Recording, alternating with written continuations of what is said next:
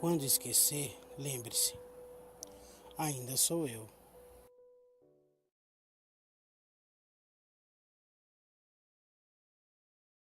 Vai fazer o quê, gente? Vou quase 12 anos, quase agora. 12 anos. No final do ano eu tinha 12 anos. Olha, assim que meu pai faleceu, ela começou a ficar muito triste, muito para baixo, né? Aí começou a tratar de depressão. Aí ela tratou uns 2 anos, mas aí essa depressão dela nunca não acabava, né? Eu virei pro médico e falei pra ele, assim, doutor, mas que depressão é essa que não acaba? Cada dia eu percebia que o grau estava aumentando mais, o jeito, ela não falava mais coisa com coisa, ela estava vendo assim que as coisas não estavam certas. Aí eu falei para o doutor, minha mãe está com mal de Alzheimer, isso já não é mais depressão não. Pra falar a verdade, ficou um bom tempo, tem 3 anos que agora ela tá pior, né? Assim, que ela não conhece mais ninguém, mas antes ela ainda conhecia, né? Comia com a mão dela.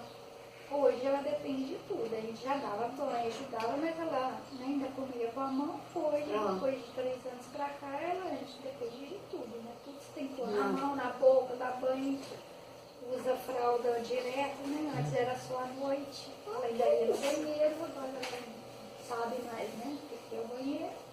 A doença de Alzheimer foi descrita pela primeira vez em 1906 pelo psiquiatra e neuropatologista alemão Alois Alzheimer, de quem recebeu o nome.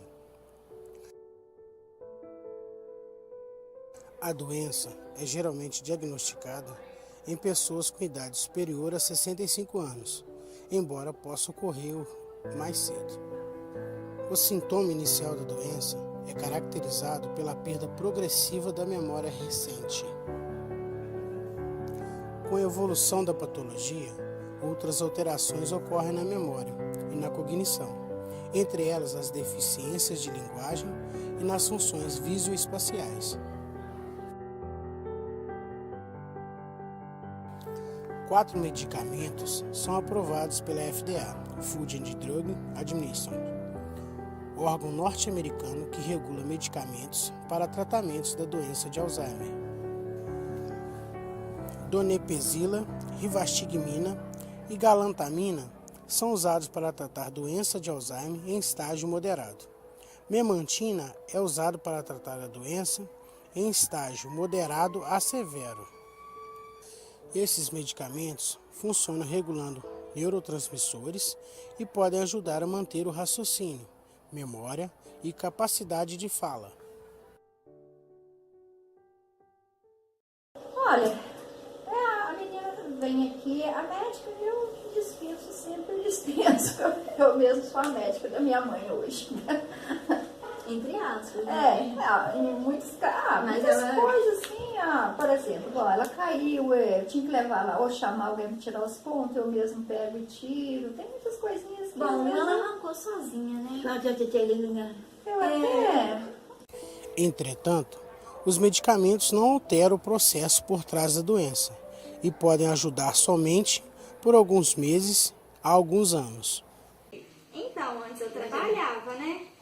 E eu trabalhava o dia inteiro e à noite eu estudava, então não tinha muito tempo para ficar com ela, não. Aí eu parei de trabalhar, aí a mãe falou assim, eu quero que você fique aqui só me ajudando, não quero, pediu ajuda, falou assim, eu quero que você não trabalhe mais, quero que você me ajude aqui, porque eu não estou conseguindo dar conta sozinha. Aí minha rotina é isso, dar o banho, dar comida. Não. Dar o café da tarde, apanhar, né, Mauro? O que mudou foi só eu e ela mesmo. A casa não precisa A gente morava, né? A gente mora. Bom, morava, vou falar morava, porque eles estão assim. Aí hoje de novo eu tô com ela. Aí vou voltar lá pra cima. Porque agora ela tá mais quietinha, sabe? Vindo pra cá, podia deixar ela ficar à vontade pra ela ficar andando sozinha lá pra dentro, que eu fecho a porta aqui, aí eu podia fazer comida, mas agora não tô deixando ela mais sozinha pra medo dela cair. Aí eu fico naquela, vou voltar lá pra cima. Tem umas coisas que impedem, aí fica naquela.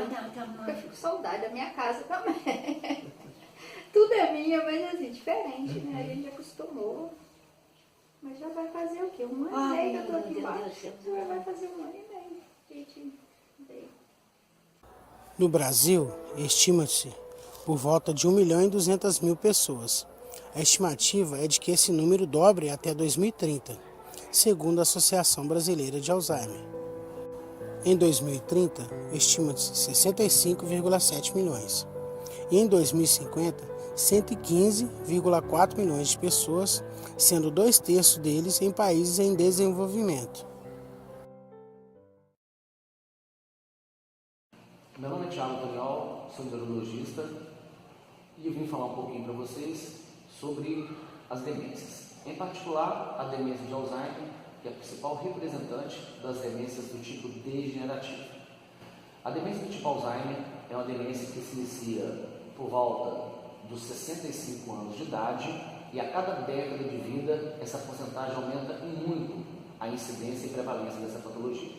É uma patologia tradicionalmente cronicamente progressiva, apesar de casos evoluírem de forma um pouco mais rápida, mas na maioria das vezes é uma evolução crônica e progressiva. Uma evolução que no início ela é cometida por déficit da memória recente, dificuldade de guardar o novo, o que se fez hoje, o antigo lembra de tudo, dificuldade de memória recente, permanecendo ainda durante um bom tempo a memória passada, a memória construída desde a sua infância, podemos dizer assim. Com a evolução do quadro, que na maioria das vezes ele é lentamente progressivo, surgem episódios de desorientação tempo-espacial. O paciente começa a se perder, às vezes em volta da sua casa, perto da sua casa, coisas que antes ele não faria isso. O paciente começa a perder a capacidade de gerir seus bens e a própria pessoa, ficando cada vez mais dependente nas atividades de vida diária. Progressivamente, a patologia afeta áreas da linguagem. O paciente começa a ter cada vez mais dificuldade de se expressar, de dizer o que ele pensa e de tomar posições e julgamentos nas atividades de vida diária.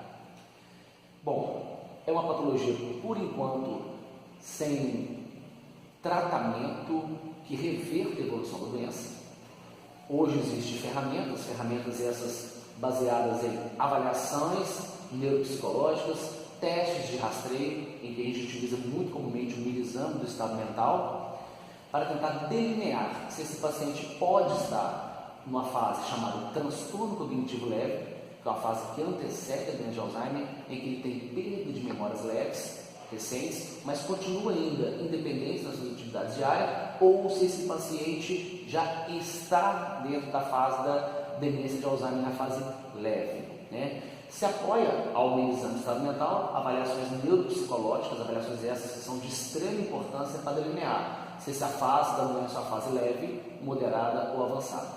Apoiando ainda o diagnóstico clínico e os diagnósticos de rastreio, existem os exames de imagem, que é a ressonância nuclear magnética de crânio, que pode demonstrar atrofia principalmente da região fronto-temporo-parietal, que é a região mais afetada a princípio na doença de Alzheimer, e principalmente a região do hipocampo, localizada no lobo temporal, onde é a sede da memória. Além disso, chegou agora uma nova forma de diagnóstico terapêutico da doença, que é, através da retirada do líquor, quantificar a proteína beta-amiloide. A proteína beta-amiloide é a proteína que está relacionada à fisiopatologia da doença. Como sabe-se que hoje a doença vem de muitos anos antecedendo um acúmulo progressivo dessa proteína nos neurônios. E que sabe que esse acúmulo nocivo dessa proteína que está relacionado ao desenvolvimento da doença.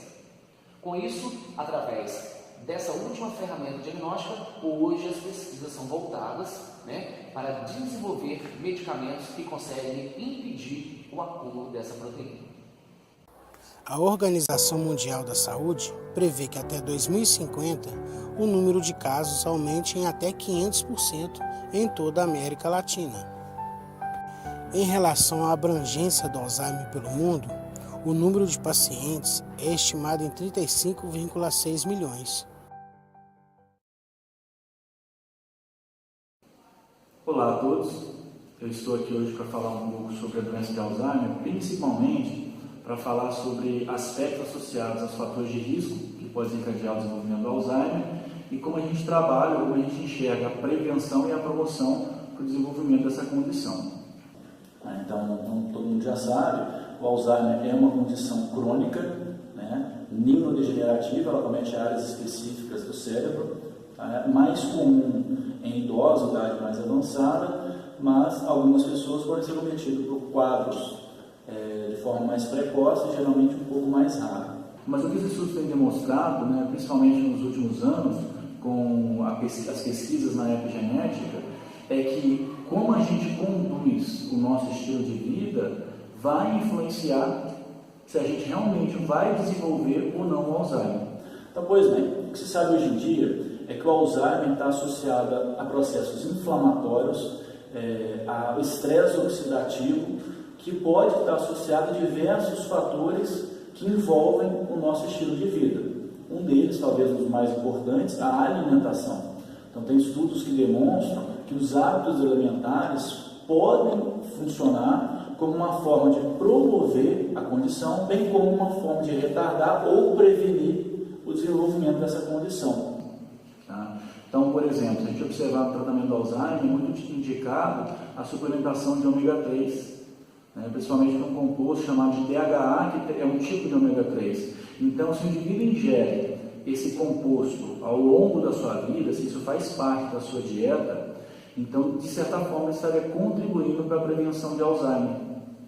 Sabe-se que alimentos ricos em farinha branca, ricos em açúcar refinado, né, açúcar branco, açúcar de mesa, também estão associados a maior risco de Alzheimer. Por exemplo, indivíduos que apresentam diabetes tipo 2, que geralmente estão associados a estilo de vida sedentário e alimentação incorreta, né, tem uma condição de excesso de glicose no sangue, esses indivíduos apresentam valores muito mais altos do desenvolvimento de Alzheimer, principalmente devido aos danos que a glicose causa no nosso organismo, seja a nível circulatório e também aos danos que ocorrem nos neurônios. Além disso, tem estudos que demonstram que alguns continentes, em alguns países, têm índice mais baixo de Alzheimer, principalmente países que ingerem alguns temperos. Um exemplo, a cúrcuma. Sabe-se que ela tem um efeito para aumentar um fator neurotrófico conhecido como BDNF, que participa na prevenção do Alzheimer. Fora isso, alguns outros alimentos, né, como alimentos anti-inflamatórios e outros alimentos que promovem o desenvolvimento cognitivo, como brócolis, que acabam tendo efeito positivo também no Alzheimer. Então, basicamente, na alimentação, né, não estou aqui afirmando que a alimentação vai resolver o problema, mas a alimentação, ela auxilia muito no controle da doença. E se a gente pensar no nosso sistema público de saúde, a gente foca também muito na prevenção. Então, de certa forma, evitar, reduzir alimentos ricos em açúcar, né, a gente chama de alimentos com alto índice glicêmico, como refrigerante, sorvete, salgados, alimentos ricos em gordura trans, e optar por alimentos mais integrais e alimentos mais naturais, como frutas, legumes, verduras. Tá? Além disso, além da alimentação, a gente sabe que a atividade física é extremamente importante para o desenvolvimento cognitivo. Vários estudos já têm demonstrado que a prática regular de atividade física está associado ao aumento das áreas de conexões cerebrais.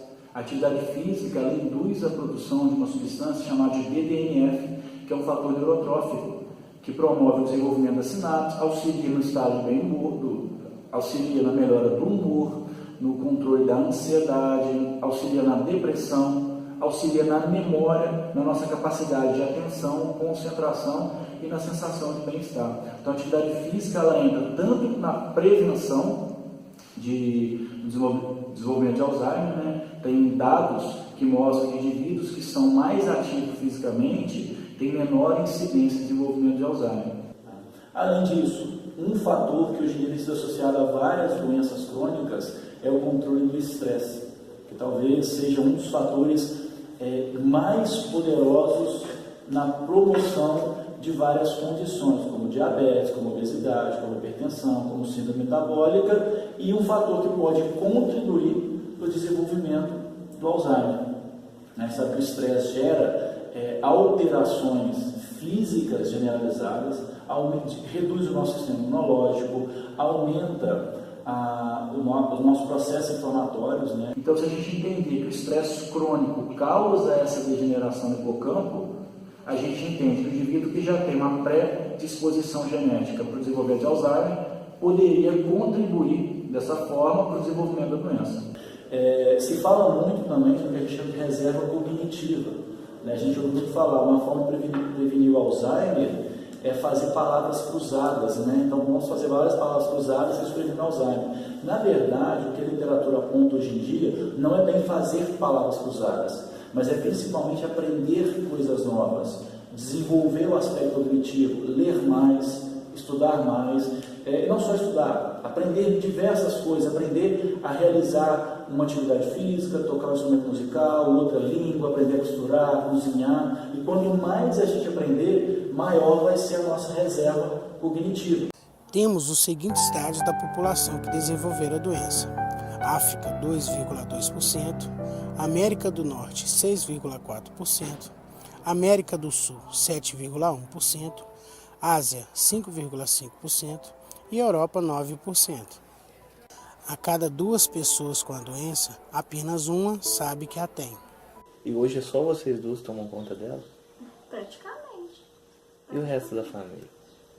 Eles vêm aqui ver assim 10 minutos cada um, aí veio e tá bom. Um vem de 15 em 15 dias, o outro vem de mês em mês. Ela teve 6 filhos, um hoje já tá no céu, né?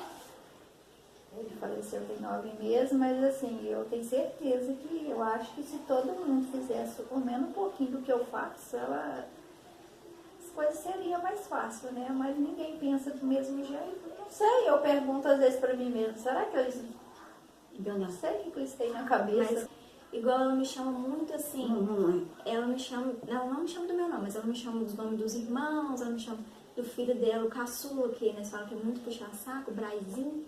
Ela me chama direto de Braizinho. Às vezes ela me chama também de Zezé. O das mulheres que é mais difícil, ela fala menos. Sônia e Thelma é aquela muito raro, mas Braizinho então é o que ela mais me chama. Quando ele chega aqui, ela fica rindo. Teve um dia que a gente até...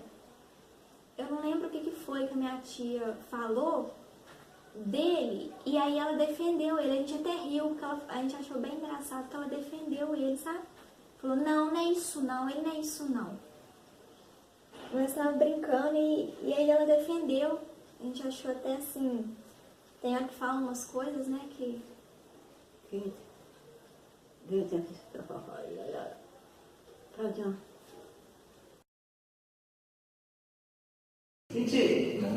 Mas o que é o Alzheimer? Vai colocar os revelações, igual o pessoal da educação física falou assim, que praga, que uma das alunos da psicologia embora.